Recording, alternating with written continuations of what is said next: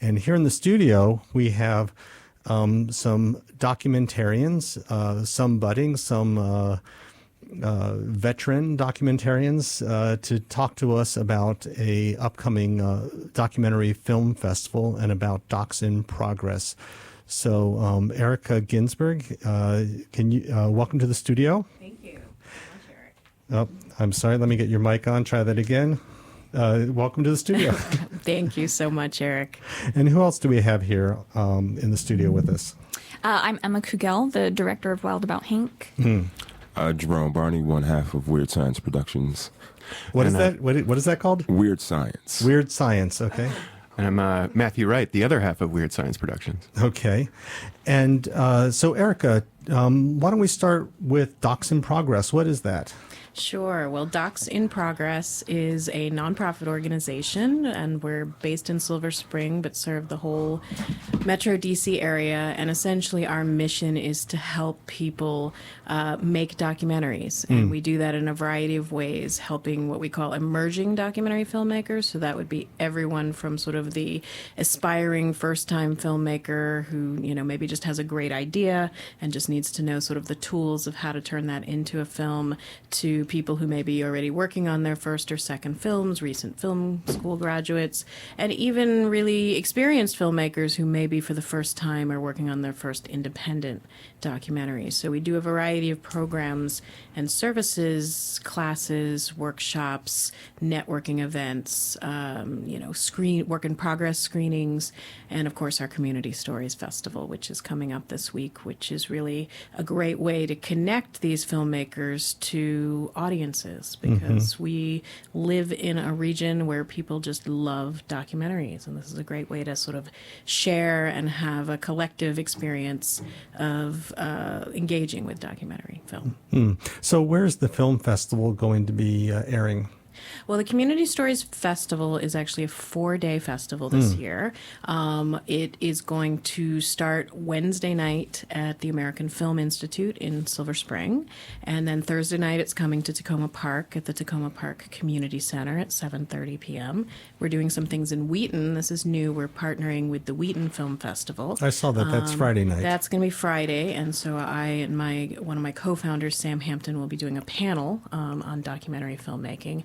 And then on Saturday at our space in downtown Silver Spring, we will be doing a couple of workshops, one on interviewing and one on using your smartphone, because I think what a lot of people don't realize is we can all be documentarians, and many of us have the tools right in our pocket. We'll have to talk a little bit more about that later in the hour, because I find it interesting that we have this capacity to make media.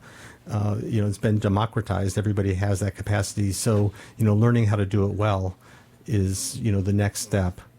And that's really what we're about. I mean, I think that a lot of people can see sort of the democratization of media as a good thing or a bad thing. Obviously, it means there's a lot more people who want to make films.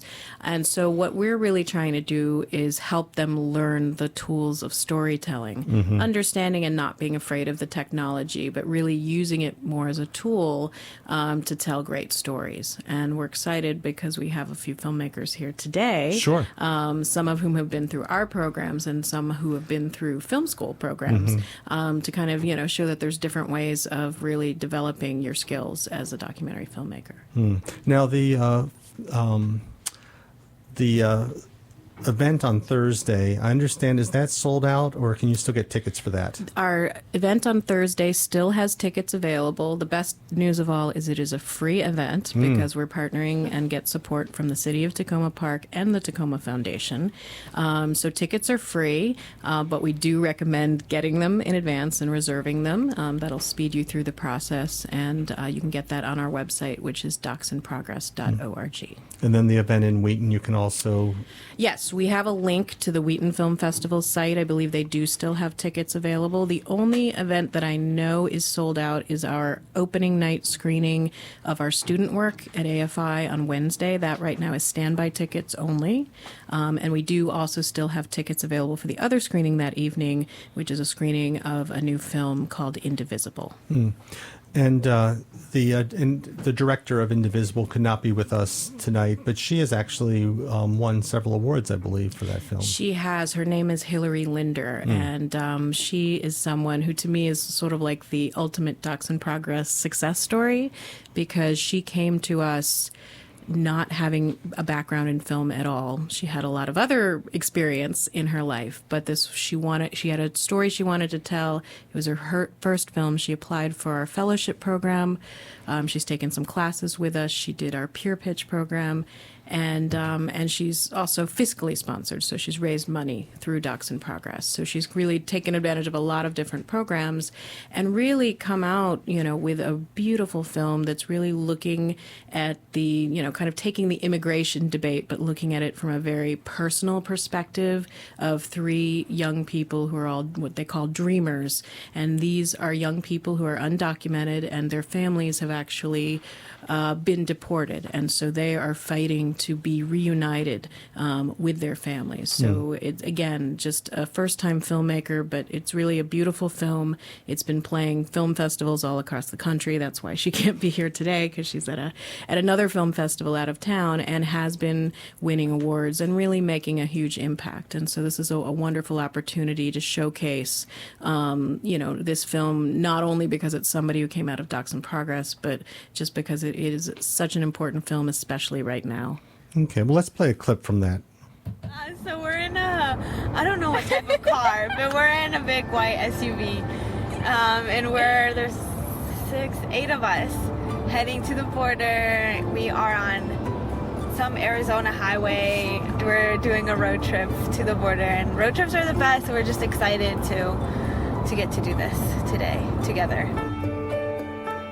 My family and I, we've been living in Florida for over 20 years.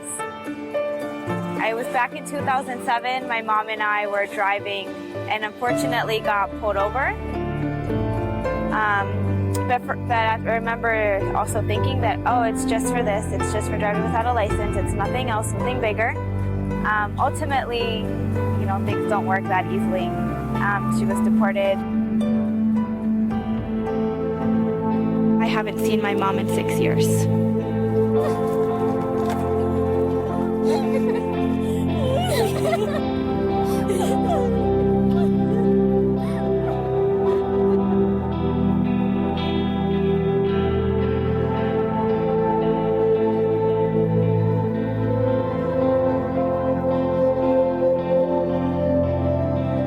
I know we're all ready to go back to talk to people that we get to work with in the community and tell them, this is our time. This is what immigration reform looks like.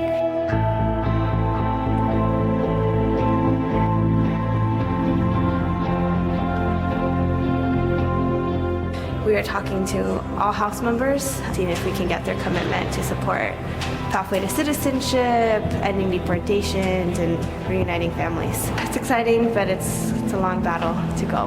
1,200 people will be deported today, 1,200 tomorrow. Hundreds of children will be left without a mom or a dad. There is an urgency to the moment and an urgency to action. Well, all I can tell you is there's nothing I'm working on more right now than immigration reform. We're working on it. I know.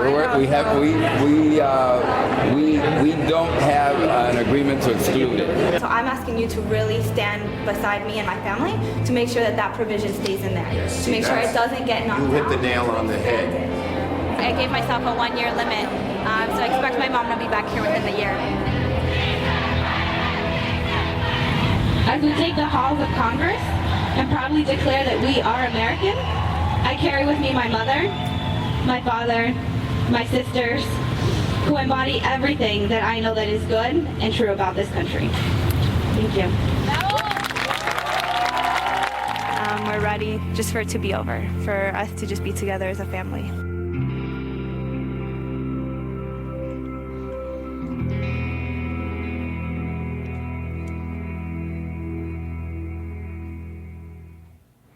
So that was a 3-minute clip from Hilary Linder's film Indivisible, which she helped her produce through Docs in Progress, Erica.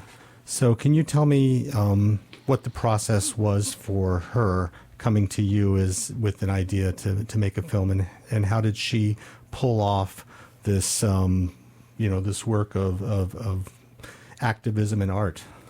Well, I think that how she pulled it off actually has very little to do with Docs in Progress. I think it was just to be passionate and to really, that to me is the most important thing for any filmmaker, because it's not an easy process to make a film. Even experienced filmmakers, always have challenges getting funding, getting support, getting people willing to talk to them, getting access to characters. I mean, these are people who are undocumented. So even just getting their trust and letting them trust you with their stories, it takes a very special kind of person. But in terms of, sort of Docs in Progress's role in this, it was really, she applied for our fellowship program, which is a program that we run where a small group of documentary filmmakers who are, at various stages with their works in progress applies and is accepted into sort of an 8-month cohort program where they meet regularly on a monthly basis. They support each other through that process. We kind of focus on different aspects of filmmaking, the sort of things that we don't really do in a class, things like how do you stay on target, when you're losing passion, how do you keep your passion? How do you balance this with other careers? Because a lot of the filmmakers in our community, they're not doing this for a living. They're doing this as a second career. So we kind of deal with a lot of those issues. And I think just having that support system, and even after the 8 months is over, knowing that you still have that group of filmmakers that you can keep coming back to and getting that support. I mean, that's really critical to everything we do. It's not just about us teaching people how to make films, but really creating a community so that filmmakers can support each other. And let's see, Jerome and Matthew, what was the name of your company? It was Weird Science Productions. Weird Science Production. So is this your first film? Yes. Yeah, it is. And how did you get involved with Docs in Progress, and how did you get involved with documentary filmmaking? Where did this passion come from? Well, for me, it was really this is Matthew, by the way. Oh, sorry, yes, Matthew. It was really adding a new skill set to my repertoire. I've been a science writer for the last more than 10 years, currently working at the University of Maryland, which is amazing. There's just never a dull moment. Lots of cool science going on there to write about and cool people to write about. But having done the written word for so long, I thought, there's so much being done with video in terms of communicating science. And the most powerful way, even in print or any other medium, to tell a story about science is to tell a story about the people involved and to humanize it and use all the tools of storytelling. And so video is such an immediate personal medium. I thought we've got to get, and I pitched it to my supervisor, and she was on board and said, let's get you some training. We have a professional development budget, and once a year I can either go to a professional meeting or do something like this. And I thought, why not go for it and learn the tools that it takes to make a good video. And Jerome, how did you get involved? Well, he has a better story than I. I'm a stand-up comedian. I wanted to find another outlet of creativity so I could work and basically become a visual storyteller. Allow my ideas. I wanted to learn how to make a small, low-budget film. But little did I know that what I was walking into was professional. It's the real deal. Honestly, I saw a flyer while walking through Takoma Park, and I just decided to give it a call, give it a try. I signed up. My aunt actually gave me the money, so she might be listening. Thank you, Aunt Kaffa. But and so the two of you didn't know each other before? No. They just put us together when we got there. That was one of I think the strong parts of it too, is that it's designed to work in partners and pairs. And so we had 6 people in our class. Apparently the enrollment is a little bit lower in the summer. People have vacations to take and things like that. But really working in terms of, and our instructor, Sam Hampton, was really great at introducing us to the roles that people would play in a typical film crew. And of course, film crews range from 2 people to 500.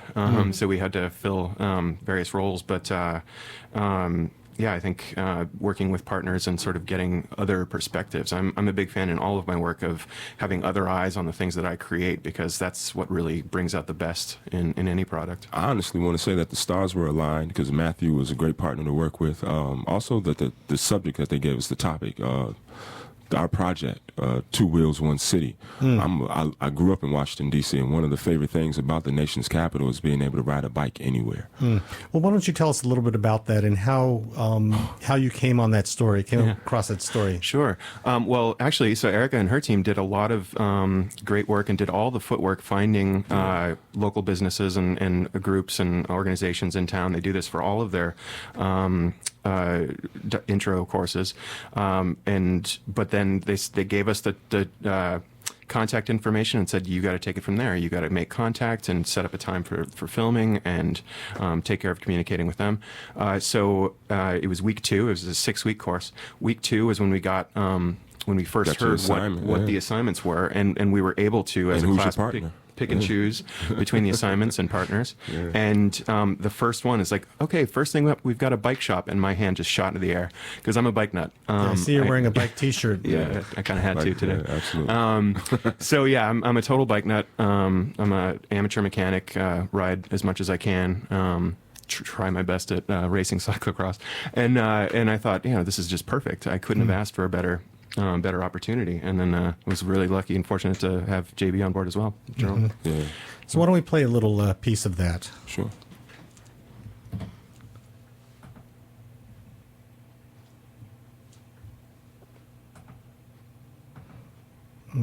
We should be playing a piece of that. We're not hearing it. Okay, technical difficulties. All right, we'll come back to that. Let's see. And Emma, can you tell us a little bit about your project? So I recently made a short documentary film called Wild About Hank. And Wild About Hank tells the story of Hank the cat's race for the Virginia U.S. Senate seat in 2012, where he competed against our current vice presidential candidate, Tim Kaine, and former Virginia Governor George Allen.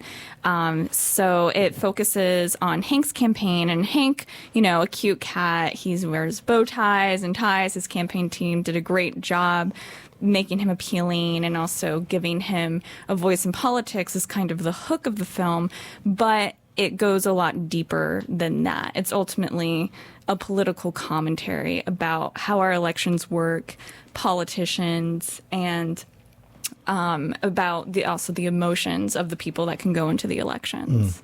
And were you in the same class with Jerome and Matthew, or were you a different class? So I actually went to American University to get my MFA in filmmaking, and this project was my thesis documentary for my degree. Yes. Huh. And so you had a little bit of a background, and the two of you, Jerome and Matt, you did not have a background in filmmaking before this. Not at all. No. So that's very interesting. So we have, out of all of the films we've been talking about, there's such a range between, just no experience at all to, this very, major documentary to a thesis for a undergraduate degree, graduate or undergraduate? Graduate degree, yeah. Yeah, that's what Docs in Progress allows, that people just to walk off the street and learn it. And that's the beautiful thing about being a part of that program. Let's see again. Let's see if we can get this clip going. There we go.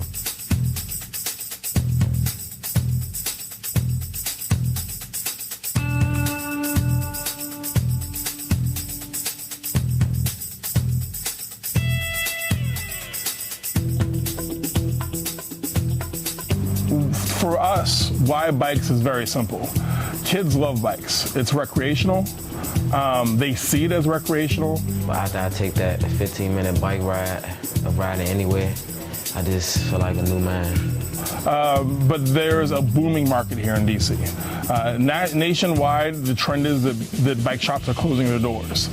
Here in Washington, DC, we're building more infrastructure for bikes than we are for cars right now. I ride bikes every day, so to and from work, to and from the store, and about everywhere I go, I ride my bike. Gearing Up Bicycles is a non-profit used bicycle shop located in the Eckington neighborhood of Washington, D.C., with a twofold mission. First, it provides affordable used bikes and important bike-related services to the local community. In order to accomplish that mission. So I hear you, Jerome, there doing some voiceover. Yeah, that was me. He's got the voice for radio. I've got the face for radio. So, what you put this documentary together in a 6-week course? Yeah, 6-week class over the summer. So, what were some of the most difficult skills to? Say waking up at 10 in the morning and being there on a Saturday to edit, but no.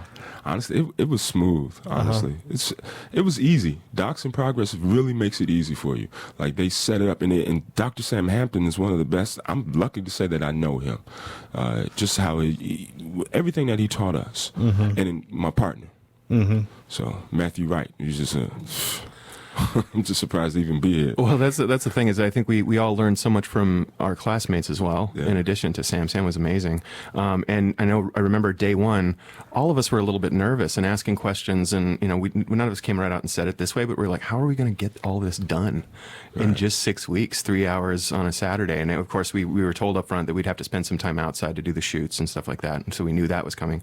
But he just every time his sort of tagline is like, I've been doing this for years, and nobody has ever failed to finish their project. Right. And sure enough, we all finished on time. He walks you right through it. Yeah. And what software did you use to edit? Adobe Premiere. Adobe Pro. And you had not used that before? Nope. Because, listening to the clip, I mean, you were able to do put a soundtrack in, and you had a voiceover. Sam taught us everything. Dr. Hampton taught us everything. It's a fairly sophisticated, this is not a Snapchat kind of video. No, it's not. No, not at all. Yeah. But I mean, certainly the instruction was top notch, but the program also is, I mean, I don't need to show for Adobe. They've got plenty of help on that, but it really is simple, and any sort of program you use for that sort of editing, they've gotten it to the point where as long as you have the raw materials, you can do all sorts of things. I was really, and also it's very tolerant of mistakes. You can just hit the undo button, or even if you kind of get a little bit too far, you can always just technology has made it very easy to be make your project look professional, even though we're amateurs. But I think we had a passion. Matt and I, because not knowing each other, but showing up every Saturday, being okay, we're gonna be diligent about this. We're gonna make, and seeing these emails saying that okay, we're gonna show your project with this professional project. So it gives you that sense of pride, like wow, all right, I can do this. Yeah. Well, there's the technical aspect, and Erica, feel free to jump in, but there's also the story aspect, and I'm curious about. You were given an address. Go make a documentary about this. Bike shop. Yeah, how did you find the story? Oh, awesome! Sterling, just the nonprofit, that area, MBT, Metropolitan Bike Trail. It's like a backyard to me. I go up and down it. My children ride their bikes, even though they're on training wheels. But it was perfect. And like Matt said, he's a biker. I'm a biker. Yeah. And I would say, in terms of, as you said, finding the story, that was the part that felt most familiar to me. The medium was new, but it felt, to me anyway, a lot like how I would approach writing a story about a scientist's work. I do a little bit of background research. I find out as much as I can. I jot down some basic questions about what I want to get out of that, knowing that I'm going to collect way more material than I'll ever need to use, or be able to use, and then just kind of see where the story takes you. And again, Sterling, the executive director of Gearing Up, was amazing at he was our first interview, which makes sense, of course, and he was just as I said, given the goods, just at all these great quotes, genuinely passionate. Yep, and just amazing really kind of explanations. And why are these community stories important? What's the value of telling this story? And that's for all of you. I'm gonna jump in too. Bringing that awareness that this is what the city is becoming. This is what they call the DMV. This is who we are. Not necessarily judging us by what you see on NBC when it comes to politics, Hillary and Trump. But this is like the blood. This is the heartbeat of our city. Biking, Docs in Progress, people coming from American University to find their thesis, that opportunity that is allowed to us. And it makes it intimate and personal, because you know that you could anyone, and I recommend you do, go visit Gearing Up Bicycles. Yeah, Gearing Up, just absolutely. Get on your bike and ride Get down your there. bikes fixed. You might run into any of these folks in walking around town or out at a bike ride, or for example. So it brings it into that realm of real, tangible interactions that you're likely to have with people, and makes it feel that much more down to earth, rather than some abstract people who live across the country or somewhere else that you might never encounter. Yeah, you can touch these level. people. Yeah, you can actually touch them. Yeah, and I guess this is Erica. In terms of community stories, it's interesting to see how this festival has evolved, because when we first did it back in 2010, it was a one-night festival. We did it at Montgomery College in Silver Spring in a 75-seat theater. And it was really, our primary focus was really, we wanted to give our students the opportunity to see their films on a big screen. And that was really all our goal was. But then when we saw how the audience was really responding to these stories that were all locally focused and really, had questions and were learning about things and places and people that they'd never known about, that's when we really realized there's something bigger here. This is not just for our students. This is really for the whole community. And that's why we've expanded. And since last year, we're not only showing our student work, but also inviting submissions of other films that are about local topics. And that's how we found Emma's film, which is really incredible. So organic. Yeah. So, and Emma, you are you've been studying to become a documentarian. I assume that both of you, Matthew and Jerome, are now, considering a career in documentary film. I'm not sure I'd go that far, but I still love my day job. But we are actively incorporating video into what we do. I'm working on a project now with some climate scientists who are about to publish a book, and I don't want to steal their thunder, but it's essentially they're arguing that the Paris Climate Accord is quite a bit more hopeful and optimistic than some folks are saying. Anyway, I could fill you in on that later, because the book isn't published yet. I don't want to spoil anything. And working on another video with some of our scientists who are working on disease models in mosquitoes and genetically engineering mosquitoes to fight disease. And so we're actively, again, just putting our weight behind this to really up our game in terms of what we offer at University of Maryland. And so, Emma, as a film student, film graduate? Yes. Can you give me your perspective on documentary film and where you're going with this medium?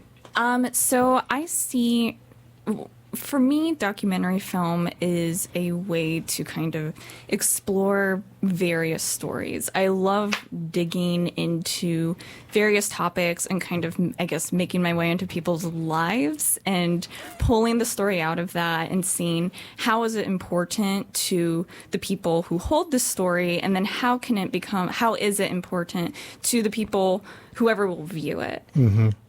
So I do, for topic-wise, I do have a special place in my heart for animal stories. I love animals, and I think there are fantastic animal stories to tell. And so that's something that I'm very interested in continuing in documentary filmmaking. But in general, I just look for rich stories that, of course, have some sort of interest on my end, because it is really important for the documentary filmmaker to feel a passion about their topic, because it is such a long, it's a long process, and it's a lot of blood. Okay, it's a little graphic, what I was going to say, but it's it can be stressful. There are highs very and lows. Dylan-esque, blood on the tracks. Yeah. And so you really do have to have that passion for the story, because it can take a long time. Wild About Hank took a year and a half to do. And that's the longest film in the film festival here in Takoma Park. Is that right? Yeah. So it's important that you feel some sort of passion or connection or interest to the stories. All right. Well, let's listen to a clip from Wild About Hank, which is the film by Emma Kouguell. Kouguell. Well, first it seemed like a novelty. And then as I realized the power that this cats campaign had when you see that kind of power and you know it can be used for good and not evil, you get excited. You think maybe something really awesome is going to come out of this, that the other candidates are going to have to show up and be kind because they can't be outdone by a cat.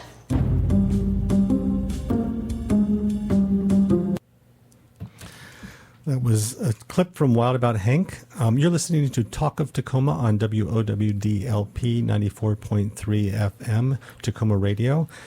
We are talking with filmmakers from the Docs in Progress. What do we call Docs in Progress project? Community. We are a community. Okay.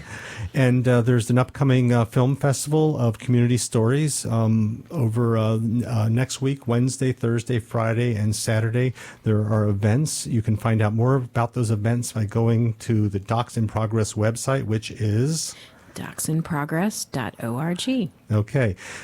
So you've heard a few tidbits, and hopefully it'll be enough to bring you out here in Takoma Park. What is the time of the event on Thursday?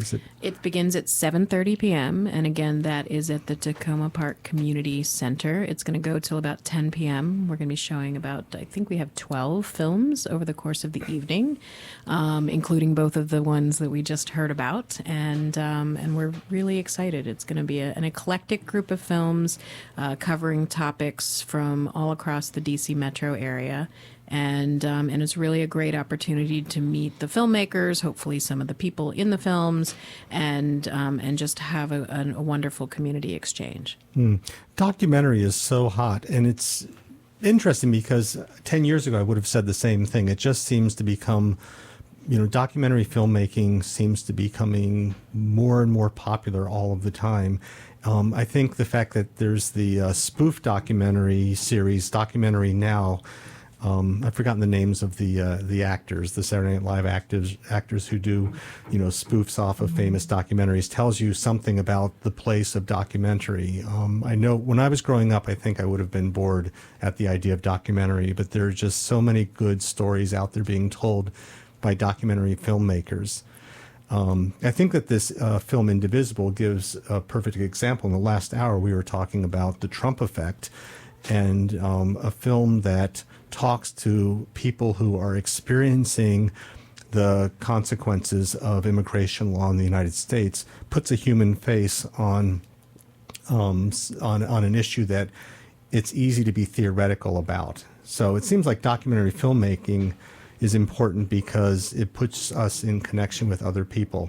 So you're here. I'm here to interview you. So I'd love to hear your thoughts. Yeah, I mean, I would definitely agree. I mean, I think that when we think about sort of documentary historically, I always like to say this is not your father or your mother's documentary film, because we sort of have this association of childhood seeing these really boring documentaries in our classrooms, and that's what we think documentary is. And actually, the way I put it is, I mean, when you think of sort of fiction films, the Hollywood films, there's all these genres. You've got comedies, you've got horror films, you've got dramas, and why don't we think of documentary in the same way? Documentary is not a genre. Documentary just means it's nonfiction filmmaking, and there's as many kinds of documentaries as there are fiction films. And I think that especially with sort of the popularity of reality television, which obviously a lot of people will say is really scripted television, but I think it's gotten the audiences much more accustomed to seeing sort of these real, supposedly unscripted stories, and I think that's really a part of why documentary has kind of become so popular. I mean, you can definitely say the popularity of Ken Burns or Michael Moore or sort of Morgan Spurlock, these sort of big name filmmakers, but I think that what we've really tapped into is sort of making that local, and sort of how can we tell our local stories through the power of video, which now so many people have access to. Did any of you run into ethical issues as you were working on your documentaries? No, actually, I wanted to say it was a moment of awakening, dealing with disenfranchised youth that are being taught how to be mechanics for bicyclists because they're saying that statistically there are going to be more people riding bikes than driving cars. And so these children that are overlooked, these children that are from these neighborhoods that are they don't even have a Whole Foods, or well, I can get into a whole bunch of things, but that they're teaching them, this skill set of something totally different than what's being, broadcasted through the music that they listen to or the images that they see on television. Like it was awakening to see something positive being done. And it was just through bicycles. Like, just, man, learn how to fix this bike. And there are enough people regentrifying this area. They're moving here, and they don't want to drive cars. They're scared of global warming. It's so many things that are affecting the planet that people are awakening to. As a visual storyteller, Docs in Progress, they gave us this opportunity, but it's okay, they put everything together, but it's really like the stars were aligned, because they give you that voice, and then they teach you how to speak. What was it like working with the young men in that documentary? Well, actually, I'm glad you asked that, because that's what I was going to say in response to your last question. I wouldn't call it an ethical issue, but I felt like we came very close to not doing the story justice, because our first film shoot was we got a lot of great B-roll. If you had seen the visual, it started off with great footage of this really talented young guy doing a wheelie all the way down the street. And we got a really great interview with Sterling. But after we went away from that, I just had this deep pit in the feeling in the pit of my stomach that thought, we didn't get any footage of the kids talking about how it's infected their life. And so we checked it out with Sam. We said, could we go back and do another shoot? I know you said, because one of the guidelines is do one shoot, get 30 minutes of footage, because if you do more, it's going to make it hard. But he was just like, to his credit, he said, no, if you feel like you need it to get the story right, go for it. And we got in touch with Sterling, and he said, yep, cool, go for it. We came back and got some great footage of 3 of the kids there. We got one of the customers who had come in just while we were there, came in to get her bike fixed, and so it just made for a much more well-rounded story, and I think drew the focus to the important aspect of, again, as Jerome was saying, the effect that it has on these and kids' lives. How it's benefiting the community, how it's eye-opening. Like, I didn't even know this, and I live over there. Like, my children reside, they play in this, and I'm like, what, is a bike shop here? Get out of here. So it was just like, and I owe that all to Docs in Progress. And Dr. Sam Hampton just being so diligent that this is how it's done. And just that professional voice and that sense of security, like, wow, okay, I'm working with a pro. I think for Wild About Hank, ethically, there were a couple things that did come up. I really tried to tell the story as it was, because it is easy. Cats, there are cats all over the internet. People take videos of their cats all the time. But something that I really wanted to do with the film was to really get at the seriousness of it, and that it goes deeper than this cute cat. So I wanted to make sure that the people were portrayed in the right way, so that it isn't just people who, have cats, like cats, and are going for this candidate. But I really wanted to make sure that, ethically, I am showing that there is kind of this gravitas to the story. And then also ethically, I tried to make it as balanced as possible politically, because Hank, the cat who was the candidate, that was something that he was able to do. He was actually able to unite Republicans and Democrats and independents. And so when making the film, I tried to get both candidates in the film and succeeded with one. The other one passed on the opportunity. So just in making the film, considering those elements to make sure that on my end it is, it's fair to keep up with also what Hank was standing for. The reason I ask is that I do some documentary work with my work full time. I work for a pediatric AIDS organization, and I interview people in the field, and I run into issues where I want to tell a certain story, and the people I'm interviewing are not cooperating with the story I want to tell. And so, I have to actually learn how to step back and let, people tell their own story. And it sounds like that's something that all of you faced and dealt with in this process. Well, I think that's a common challenge in documentary filmmaking, because the filmmaker goes in with their idea of the story, and, you have your your subjective or your view of reality, and then there are the people on the other end who are telling their story, and so you kind of have this balance because it's an art where you're ultimately cutting the footage, and you ultimately usually how it goes is the filmmaker has the final say.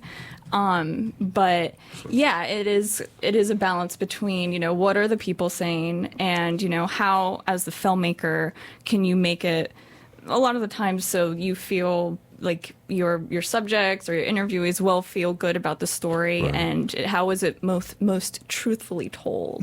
Yeah, and that's something else I run across is interviewing somebody and then later they say they don't want me to use their interview and you have to decide what to do. I mean, in my case, I can't use that footage, but I'm not sure if you ran into anything like that, people who are reluctant once you've shot them to appear in the footage. I say we look at it and say, "Wow, we should got some more." Yeah, no, we exact opposite. And again, because we had great direction, we were told that we had to get waivers signed right on the spot, and so we were able to do that, and it all worked out. So we only have a few minutes left, and actually, Erica, I'd like to hear a little bit more, just in a minute or two, about your background as a filmmaker and how you got into documentary film. Sure. Well, I, like a lot of the people who've come through Docs in Progress, did not start as a filmmaker. I have a background in international relations. I actually worked for the State Department for nearly 18 years, working predominantly with international exchange programs. But I always had sort of a creative spirit, and I think just like Jerome said, wanted to do something with that.